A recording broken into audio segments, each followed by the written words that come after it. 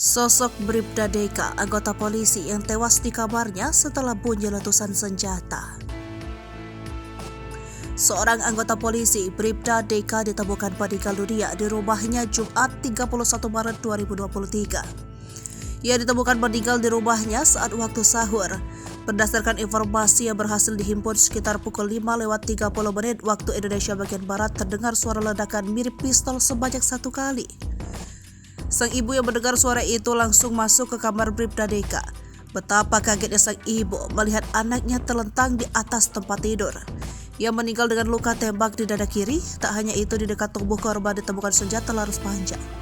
Kabid Humas Polda Banten Kombes Pol Didik Haryanto membenarkan Bribda Deka ditemukan meninggal dunia. Ia mengatakan Bribda Deka merupakan anggota polisi yang bertugas di Dit Samapta, Polda Banten.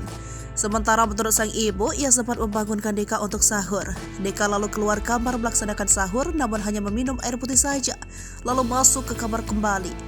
Kemudian sekitar pukul 5:30 waktu Indonesia bagian Barat, si ibu mendengar suara letusan sebanyak 1 kali.